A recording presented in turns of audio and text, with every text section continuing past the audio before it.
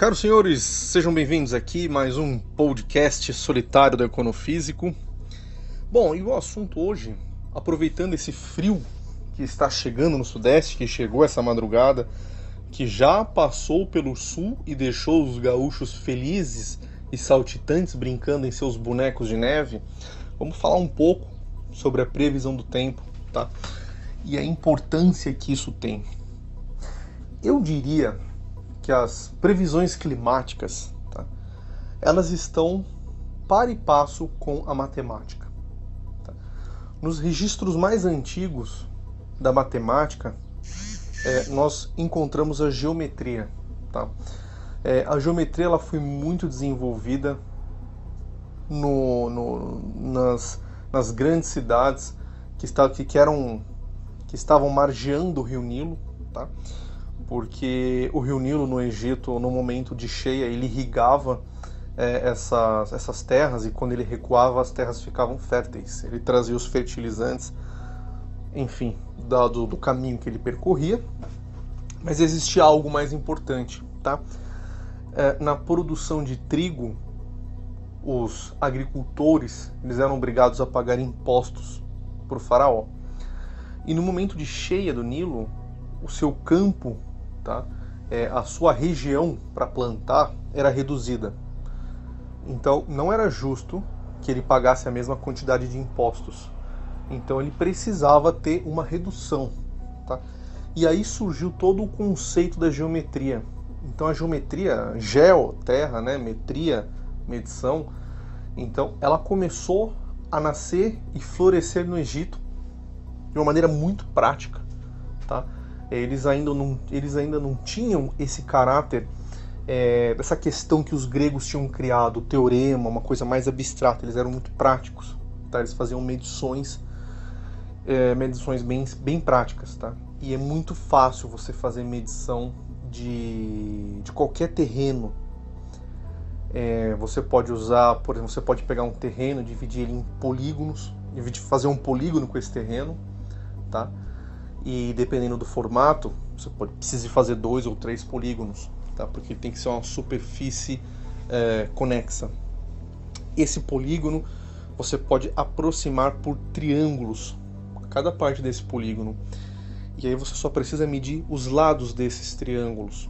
Você pode usar a fórmula de Hierão para calcular a área, tá? Então é muito fácil medir a área. E como a superfície geralmente não é tão grande, não entra em consideração a curvatura da Terra. Então é muito bem aproximado por figuras planas. Então surge aí, a geometria começa aí no alto do Nilo e cada vez mais foi florescendo essa ciência tão bonita.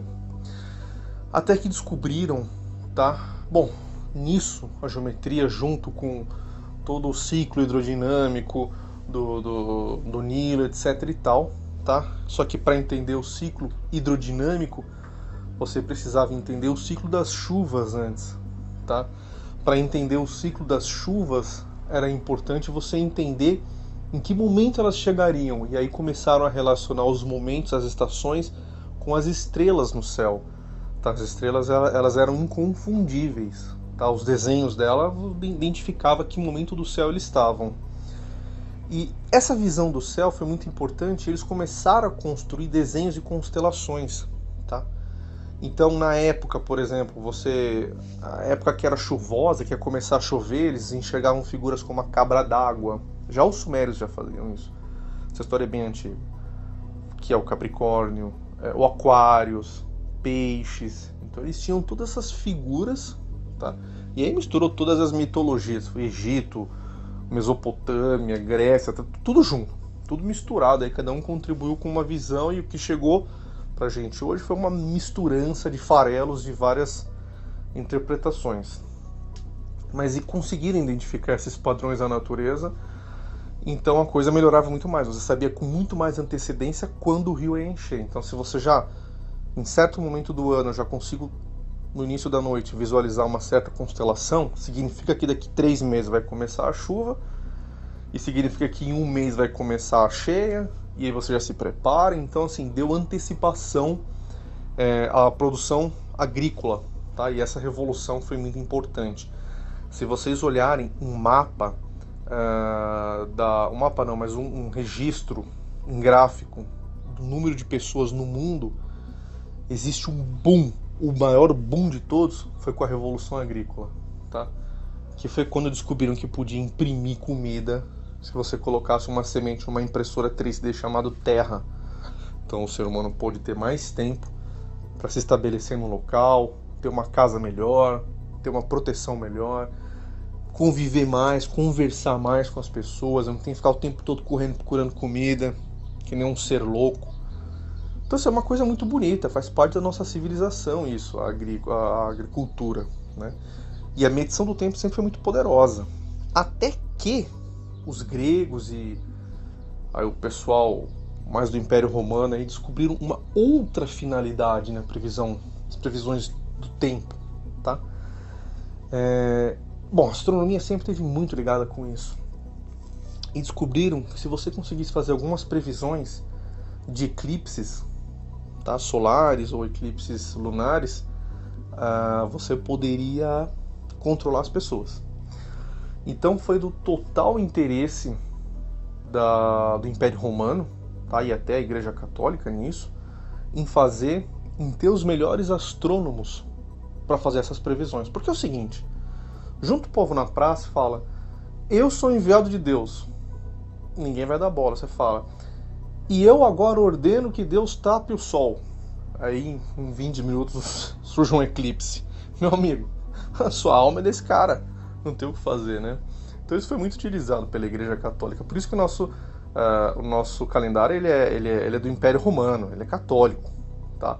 Os meses são nome de imperadores, então tá tudo amarrado, tá? O nosso 1º de janeiro, Jesus nasceu no dia 25, tem toda relação com o 1º de janeiro, tipo a circuncisão, que é o dia mais importante da vida de um judeu, parece que é 6 dias depois do nascimento, então você começa o ano contando ali, então recua 6 dias, bota 25 de dezembro como nascimento. Então essas relações são muito importantes. E a Igreja Católica, ela controlou o calendário por toda a história, tá? Você pode não ter religião, mas o catolicismo está na sua vida. Basta que você responda a pergunta: que ano que você nasceu? Você vai falar: eu nasci no ano 2000. Tá bom. 2000 com relação a quê? Com relação ao nascimento de Cristo. Tá? Então veja, tá por dentro. Tá? Nós estamos embebidos nessa religião. Queira ou não, goste ou não, é a realidade. Tá? Bom, aonde entra agora as previsões modernas? Tá? Tudo isso era feito com recursos ainda naturais. Tá? Não tinha medições, era só observações. Tá? Era uma coisa super observacional, que é o que a gente faz com algumas tecnologias, como radioastronomia ou eventos na análise de ativos na Bolsa de Valores. Eu vou cortar esse áudio um minutinho.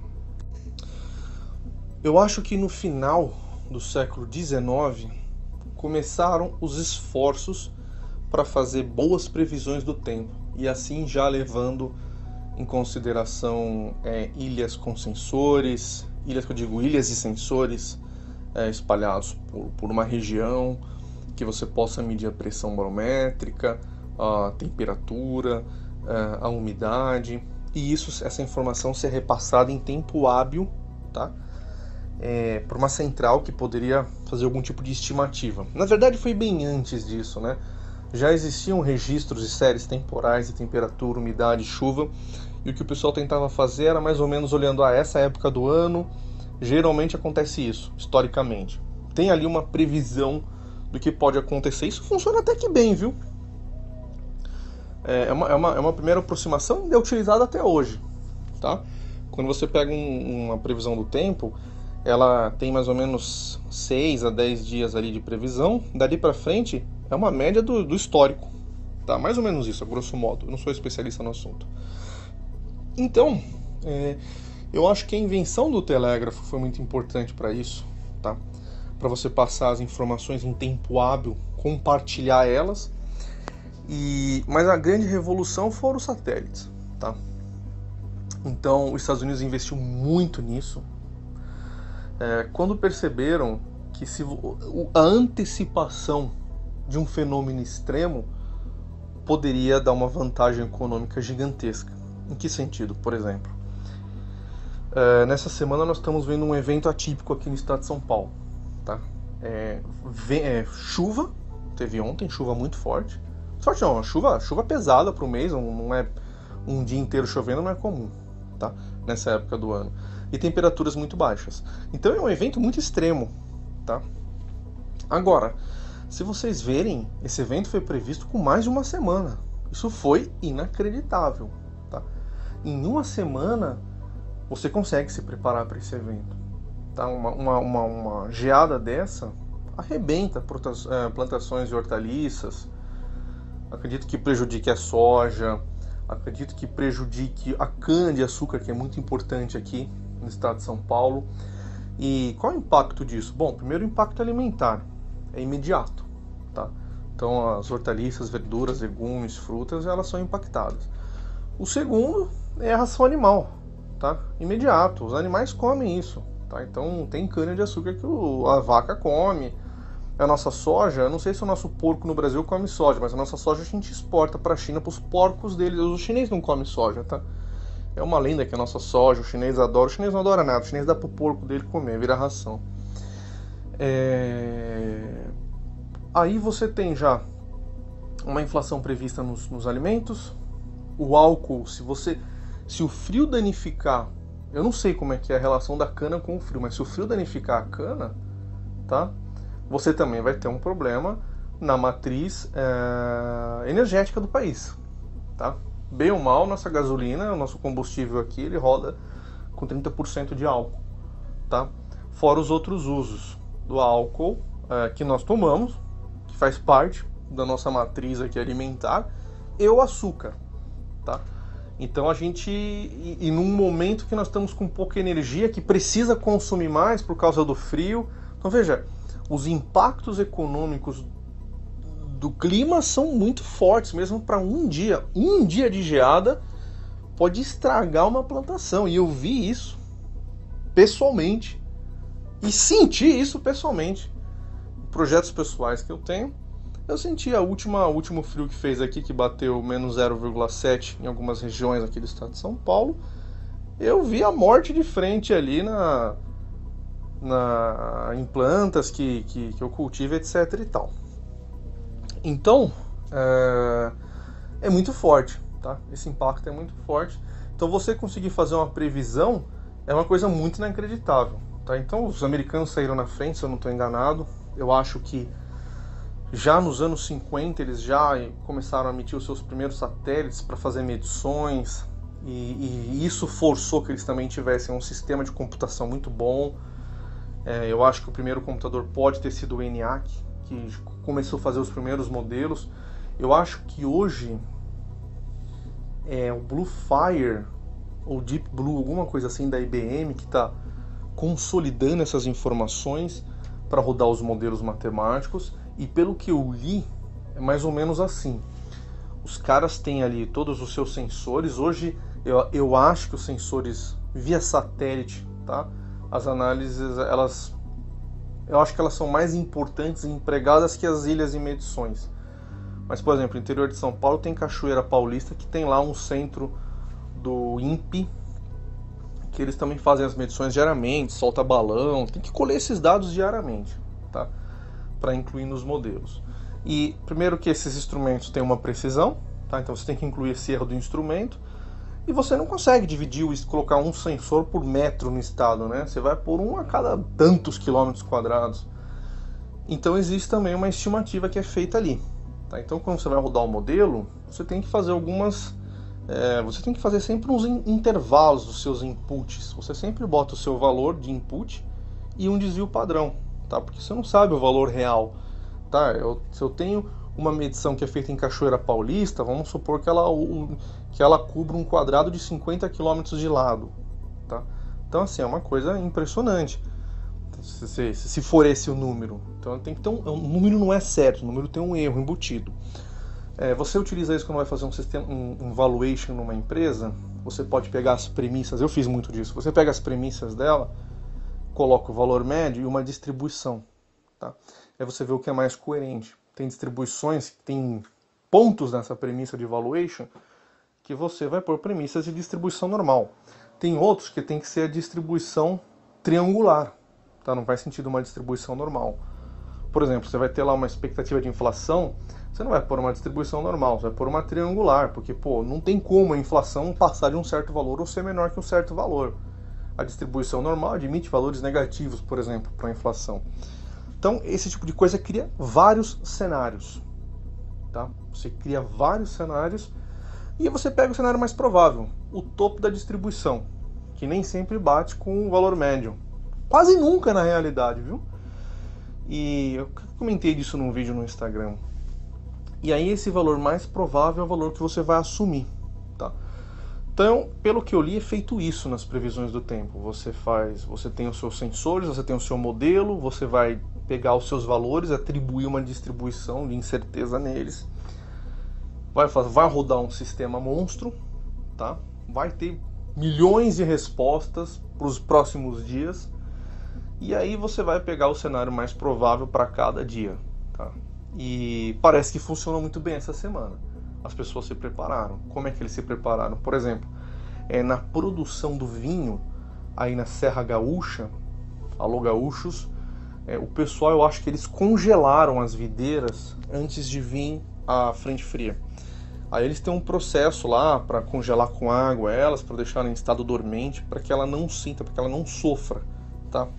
Tem outras técnicas, como o aquecimento puramente com fogo. Você distribui vasilhames com combustível em volta da plantação e você mantém ela aquecida por ventiladores. Isso aí existe, tá? Nesse nível, para um frio mais rigoroso que o nosso, acontece isso também. E para o interior de São Paulo, você tem algumas opções. Você pode ou colher a safra antes, tá? Ou você vai fazer a perda ali, tá? Quanto é que você vai perder? O cara tem as contas dele, então se deixar sentir a frente fria, o prejuízo econômico dele for maior, então ele pode colher antes, tá? Não vai ter a safra dele no estágio mais avançado, tá? Ela vai valer menos por isso, mas talvez possa reduzir os impactos, tá? E pelo que eu vi aqui, parece que o café vai sentir o maior impacto e já está nos contratos futuros. Ele é todo negociado na Bolsa de Chicago, né? Uma commodity. Então, acho que é Bushel o nome posso estar falando besteira, tá? A unidade de medição deles. Eu fiz uma vez um curso no Exalc de derivativos, mas faz tanto tempo que eu já nem lembro as terminologias. Muito bom, viu? A Exalc que centraliza todas essas informações do agribusiness no Brasil, da Bolsa, tudo é centralizado na USP Exalc, Piracicaba. E então nós vamos ver nos próximos dias essas inflações, hortaliças, café, e eu acho que vai atingir, por exemplo, o frango, que come milho, não sei. Então essas coisas são meio imprevisíveis. Então você conseguir prever um pouquinho do tempo, isso é muito importante economicamente. Então, por isso que é bacana essas ciências da terra. No Brasil, eu acho que ainda tem poucas startups, tá, trabalhando com isso. Nos Estados Unidos tem muito mais startups que vendem previsões climáticas para microclimas. Então, por exemplo, o INPE solta a previsão dele lá todo dia, tem o aplicativo dele, mas eu preciso da previsão em cima da minha propriedade, né, da minha fazenda. Então tem lá startups que fazem isso, é muito bacana. E o Brasil, eu acredito que por maneira forçada, tá, nós temos o agribusiness como a nossa matriz fundamental, tá? Dizem que é onde nós somos mais, é a nossa vocação. Eu acho isso forçado, eu acho que a gente faz que é o que dá, tá? Eu preferia muito mais estar vendendo chips como a Intel do que vendendo silício ou areia para os Estados Unidos. Tem muito valor agregado. O que sobrou, a gente fala que é a nossa vocação, né? Então, enfim, indo nesse papo de vocação, a vocação do Brasil é o agribusiness, e nos próximos anos, provavelmente, mas vai ser rápido isso, vão entrar, né, nessa jogada os sensores quânticos, tá? Então já tem grupo na USP de físicos importantes, que junta a USP, Unesp, Unicamp. Eles estão levando para a FAPESP esses projetos de criar um núcleo, tá? De integração da universidade, escola e indústria, para começar a pôr a computação quântica, os sensores quânticos nas fazendas. Então é uma coisa muito barata, você pode pulverizar ela de sensor quântico e ter controles absurdos, tá? Então é isso que vai acontecer, é bacana. E uma última palavra, no Brasil, quando a gente fala que nossa vocação é agro, não sei, criou-se uma lenda, um histórico de que a cana-de-açúcar vai nos salvar. Se você vê os ciclos econômicos do Brasil, tipo, primeiro teve o açúcar ali, a cana era vencedora, depois teve esse negócio, o programa na época do Lula tinha isso muito do biodiesel e a cana, energias renováveis, e a cana ia salvar a gente de novo, e os nossos carros reflex e tal, é sempre o mesmo papo, e a vida, com perdão da palavra, com relação ao governo e estado, continua uma merda, tá? Você hoje não pode sair na rua porque você vai tomar um tiro. Então você não tem coragem de andar porque vão atropelar o seu filho, se você estiver ele andando com uma bicicletinha. Então assim, a vida não melhorou. Se sua vida melhorou, foi você que fez ela melhorar. Não foi o Estado brasileiro nem o governo. E a gente tem essa coisa com a cana-de-açúcar, que a cana-de-açúcar, é só cana-de-açúcar, tá? Se a gente quiser virar um país de primeiro mundo, a gente vai ter que construir chips de açúcar e computadores de açúcar, mas só a cana-de-açúcar é só cana-de-açúcar. Vai ter sempre a importância de um anão numa competição de altura. Sempre vai ser essa a nossa importância. Eu lembro de uma frase que falaram que o Brasil era um anão diplomático. Nada contra os anões, tá? Eu simpatizo muito com o anão. Quero ter um, tô brincando. Mas nada contra, é uma brincadeira, óbvio. Mas falar, o Brasil era um anão diplomático, tá? Nós somos um anão industrial, nós somos um anão em tudo, tá? Eu acho que até nas competições de anões nós seríamos alto demais para ser considerado um anão. Então assim, essa aberração do país, e eu queria terminar nesse clima de bom humor e festividade com vocês, tá bom? E esperança nessa nossa nação.